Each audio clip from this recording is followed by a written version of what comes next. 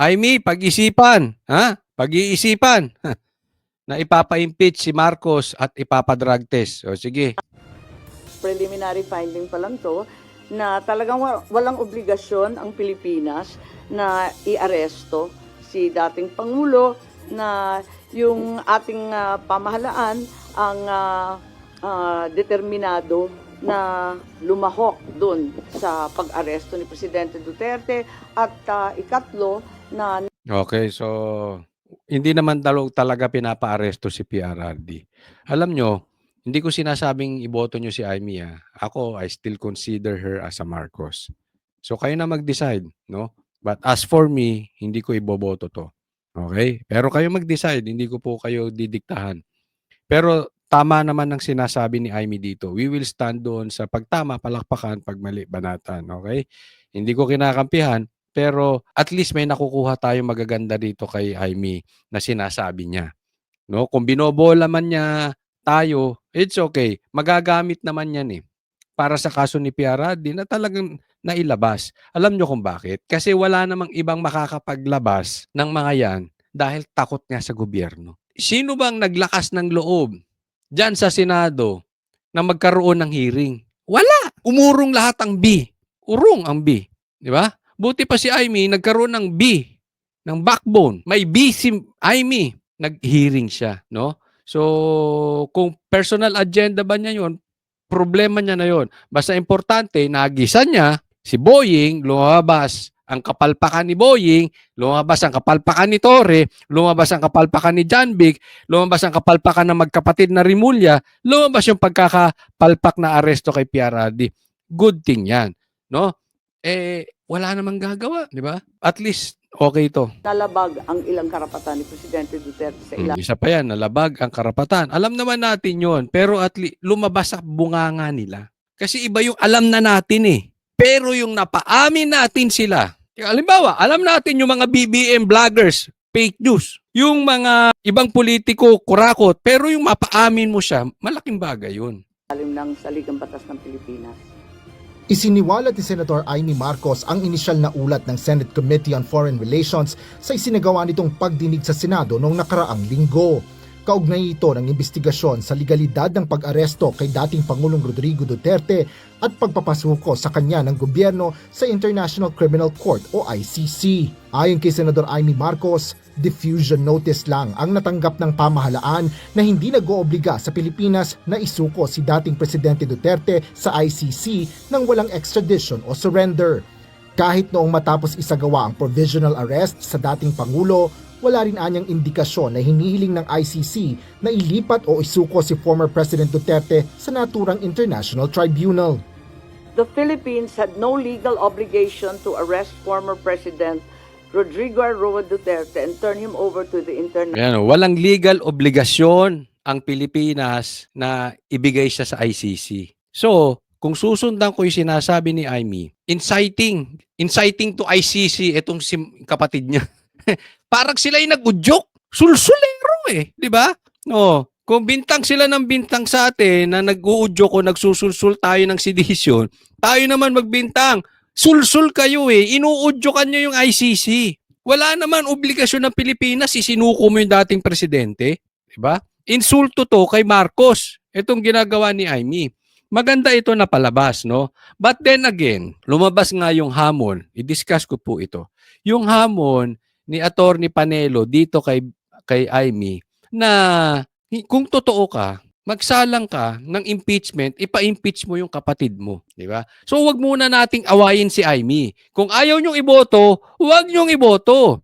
Pero importante, wag nyong awayin nang sa ganoon, tayo naman ang mangga, tayo naman ang manggamit. Gamitin lang natin tong pangbubulgar niya. Malay mo. Kasi tingnan ninyo sa lahat ng alyansa senatorial balls bago siya nag-quit, siya po ang pinakamalaki ang dinausdos. Simula nung hinuli si Tatay Digong. Yung galit ng taong bayan kay Marcos, sa kanya napunta. Nagalit ba't wala kang ginagawa? Siguro ganon. Or wala talagang tiwala. Talagang galit na lang ang Pilipino sa Marcos. That says a lot. Isipin mo, siya ang pinakamalaking dinausdos. Ako sa tingin ko, ayaw na talaga ng Pilipino sa Marcos. So gumagawa ng paraan ito si Aimee. Possibly. So gamitin lang natin. Huwag muna nating awayin. Malay mo, pag nakikita niya na nape-pressure siya at hindi siya inaaway ng DDS, malay natin, ipa-impeach niya yung kapatid niya. Napakinabangan natin. Again, di ko sinasabing iboto nyo ha. Kung gusto nyo, iboto nyo. Kung ayaw nyo, huwag nyong iboto. But as far as I'm concerned, hindi ko iboboto. Okay? Maliwanag po tayo dyan. Malay mo, ipa-impeach niya yung kapatid niya. Sino bang kaya maglakas ng loob na pa-impeach yung kapatid niya? Wala. Siya lang. Bakit? Hindi to gagalawin ni BBM. Kapatid pa rin to. 'Di ba sabi ko nga, wala ngang nag-dare. Wala ngang nagpakalalaki na imbestigahan yung pagkakahuli kay PRRD ba't si Amy. Malaking bagay yon. Kasi malakas nga ang loob niya. First, babae siya. Second, kapatid niya. Malay nyo rin. Mapag-isipan ni Amy na ipa-drug test si BBM. Kumbinsihin niya. Bakit? Hindi siya kayang galawin. Bilang ate, pwede niyang gamitin yun. Kahit hindi na lang yung drug test yung impeachment na lang. Ipa-impeach niya.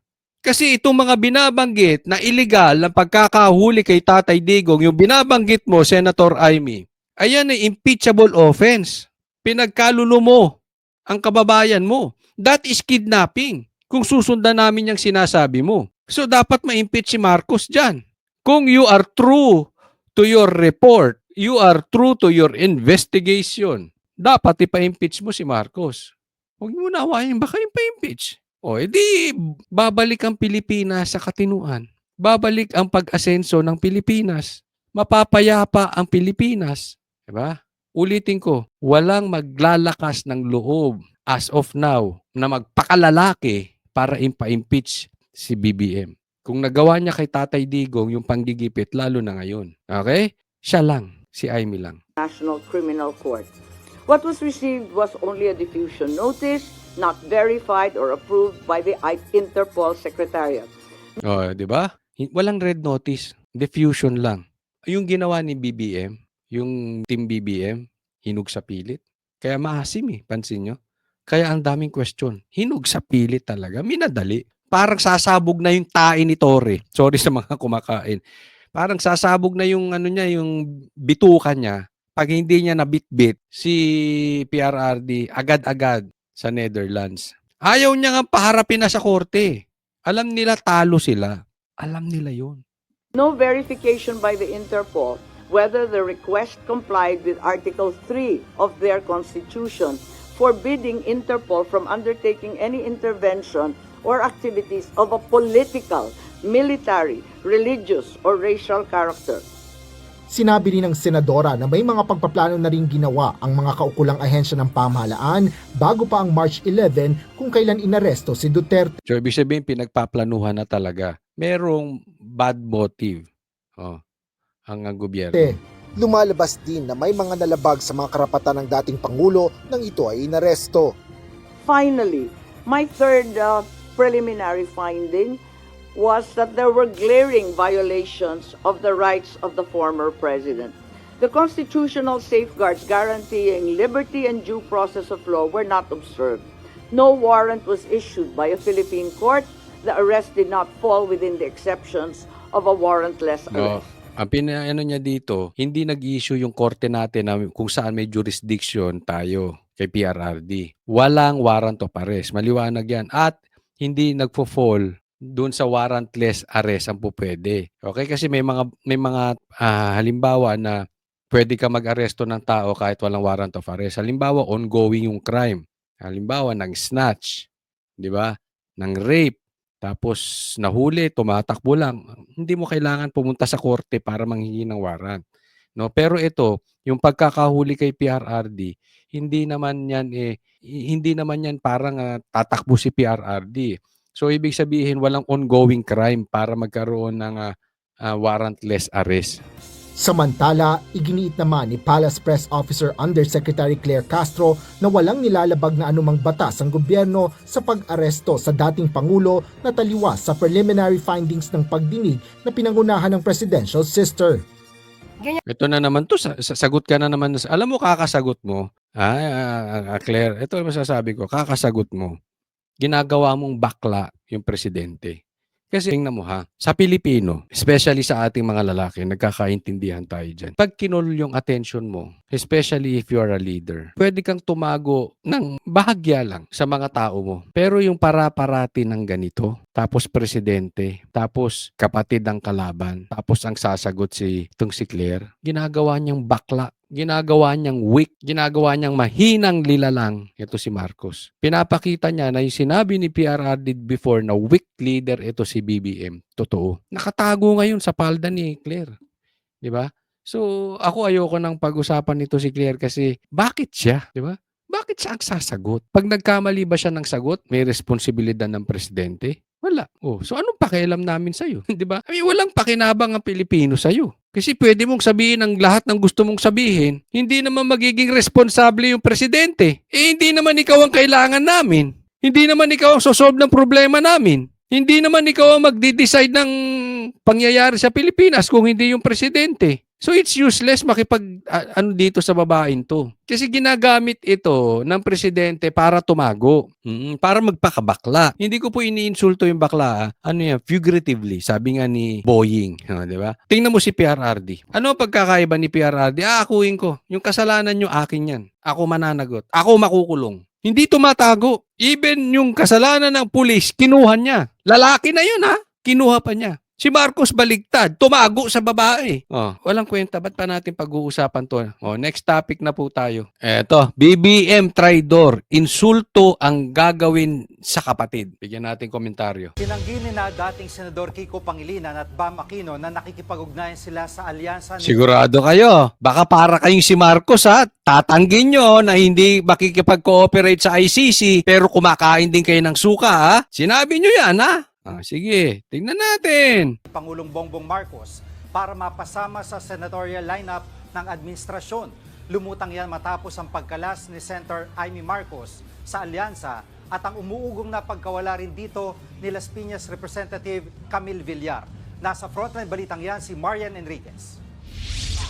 Sa gitna ng pagkalas ni Senator Amy Marcos sa senatorial lineup ng Alyansa para sa Bagong Pilipinas. Pero alam mo sa akin, kung totoo, kung sakali lang, hindi ko sinasabing totoo ha, pero kung totoo ipapalit kay Amy ay si Bam Aquino at ako tatay ni BBM, babatukan ko to. Totoo, lintik ka. Sasabihin ko, lintik ka. Ipapalit mo sa kapatid mo yung anak nung nag-traidor sa pamilya natin. Anong klase kang tao? Sasabihin ko talaga. Ikaw ba ay meron ka ba talagang B? Meron ka pa bang tayo? Iinsultuhin mo, kapatid mong babae, ate mo pa. Alam mo pa naman sa Pilipinas di ba? Napakaano natin sa yung matanda sa atin, yung kuya natin, ate natin, kahit anong estado natin sa buhay, pag kuya, may respeto pa rin. Pag ate, may respeto pa rin. Pero ito hindi lang sa walang respeto. Kung totoo nga, bababuyin niya pa yung kapatid niya. Bababuhin mo yung ate mo. Tinanggal mo yung ate mo, ipapalit mo, si Bam Aquino, buang ka! Ha? Buang. Kung ako lang ang tatay, kung ako lang. Pero pag si Coach Oli, hindi ko sasabihin yun. Hindi ko sasabihin kay BBM yun. Baka sasabihin na naman ni Claire, inciting. Kunwari lang ako tatay niyan, buang ka. Wala ka nang ginawa kung hindi mag-concert. Tapos hindi ka pa marunong. Kita mong pinalibing ako nung tatay niyan Pinalibing ako nung Tapos pinatapon mo ron. Sa puti pinamigay mo. Hindi nga ako pinalibing ng mga yan Tapos tatanggalin mo yung kapatid mo, ipapalit. Ikaw wala ka nang ginawa. Hippie ka. Puro ka bulakbol. Hindi ka mag-aral. Tingnan mo sa inyo, walang naging abogado. Buang ka. Kung ako lang tatay. Kung ako lang tatay, ha? Pero pag si Coach Oli, hindi. Ha? Ay, siyempre, yung tatay, abogado. Pansin nyo, may abogado ba sa... Hindi ko alam pero parang walang abogado sa kanila, di ba? Ay, concert pa more. Di ba? Ang laki namang insulto gagawin nito. So, abang-abang na lang tayo kasi sabi ng kanilang tagapagsalita, hindi naman daw. Sabi rin nila Bam, hindi raw. So, titingnan natin kung kakainin nila ulit yung sinuka na nila. Ng kapatid niyang si Pangulong Bongbong Marcos, umuugong ang usap-usapang mawawala na rin sa alyansa si Las Piñas Representative Camille Villar. Matapos Ako, narinig ko nga Oh, parang binabanatan na ni Tulfo si Camille. Parang lang parang ha. Kasi yung mga speech niya kaninang napanood ko. Oo, yung kailangan kontrolin natin yung mga lupa. Yung mga lupa na pang farming, para sa magsasaka, ginagawang subdivision. Oh, sabi ko, andiyan pa si Camille, hindi pa official na umaalis, binabanatan mo na? Ay, nadinig ko lang ha. Oh, hindi ko naman alam kung binabanatan niya si Camille. Pero alam naman natin sinong gumagawa ng subdivision sa Pilipinas. Ako ba? Si Tolentino ba? Si Binay ba? Si Binay parang maputi yung kilikili. Hindi kasi ibaba mo. At, 'di ba? Binanatan agad. Doon naman kilala ang bilyar, 'di ba? Yan nga ang question ng mga magsasaka sa bilyar eh.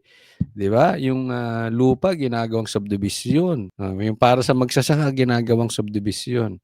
Kasing arestuhin si dating Pangulong Rodrigo Duterte, absent na rin sa ilang campaign rally sa Alyansa si Villar. Ang matunog na papalit umano kina Senator Amy at Villar sa Alyansa, ang mga dating senador na sina Kiko Pangilinan at Bam Ano kaya talagang masasabi nung tatay nila pagkabuhay pa to ngayon? Ako nabanggit ko na sa inyo kung ako tatay, sus.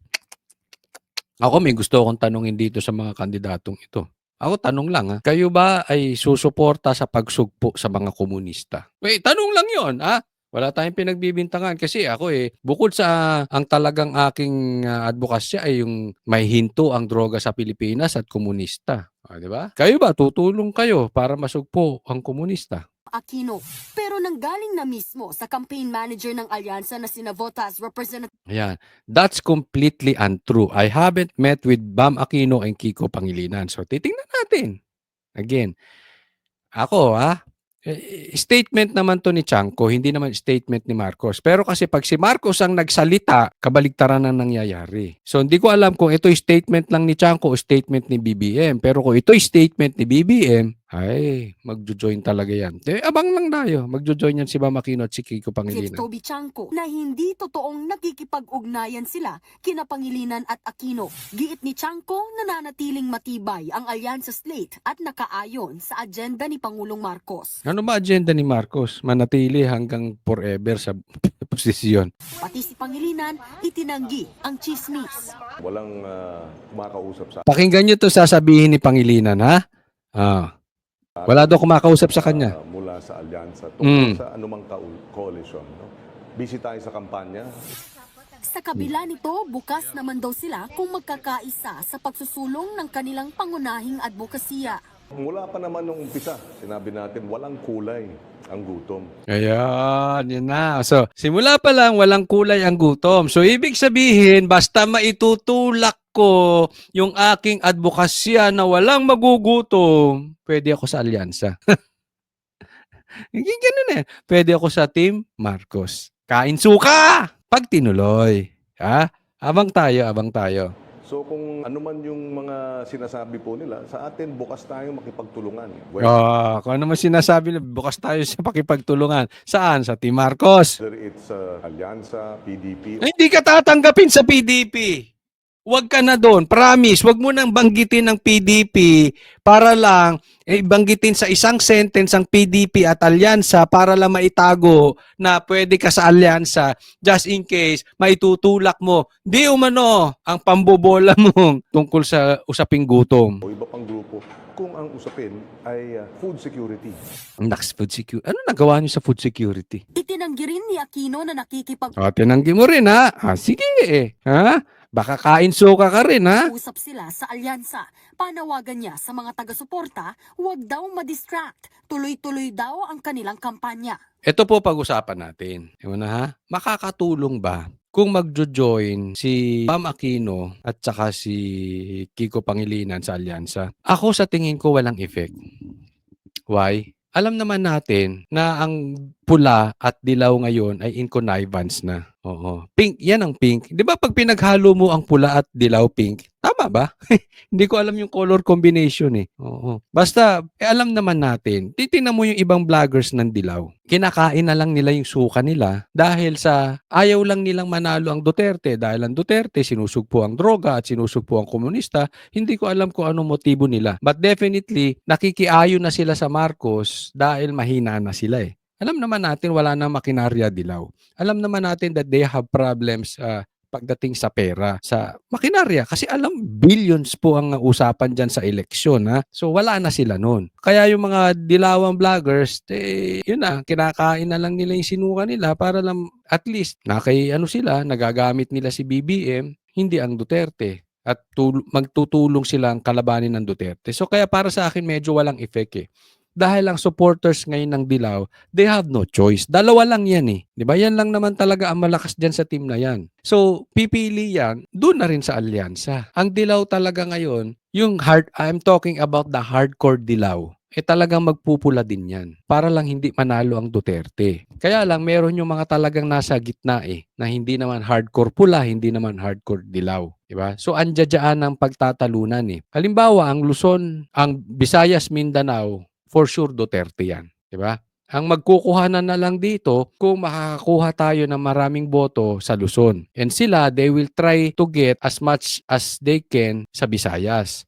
But kasi Mindanao, given na yan. Mindanao, ang Muslim, basta dyan sa part na yan, yung Sub-Saharan, ika nga ni Richard, Team Duterte na yan. So, doon na lang yung hindi hardcore. Tuloy-tuloy daw ang kanilang kampanya. Wala naman daw alam tungkol dito si Senator Amy. Nabasa niya lang daw sa dyaryo ang sinasabing pagpalit ni na Pangilinan at Aquino sa kanila ni Villar. Parehong miyembro ng Nationalista Party sina Villar at Senator Amy. Hanggang ngayon, kasama pa rin ang nasyonalista sa alyansa.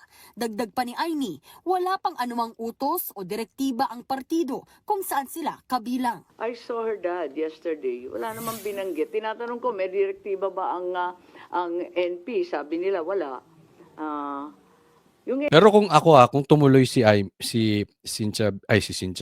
Camille Villar, good thing na rin, no? At least hindi man ako pabor kay Camille din, but at least nanindigan yung bata. Di katulad ng ibang trapo. Oo, karamihan naman diyan mga anti-BBM di ba? Oh, nasa alyansa na yan. Anti-BBM yan. Anti-Marcos yung mga yan. Hindi man lahat, marami dyan anti-Marcos. Kinain nila, suka nila. Dinaig pa sila nitong si Camille. Kung totoong tutuloy siya na babaklas, maninindigan. Well, antayin natin kung magkakatuluyan. Tingnan natin kung may isang salita rin to si Kiko Pangilinan at saka si Bam Aquino at saka to si Marcos na hindi raw sila hindi raw totoo. We'll see, okay? Pero suggestion ko lang, kayong mga anti-Marcos dyan at naniniwala na illegal ang pagkakaaresto kay Tatay Digong, pakalalaki naman kayo, ba't nandiyan pa kayo?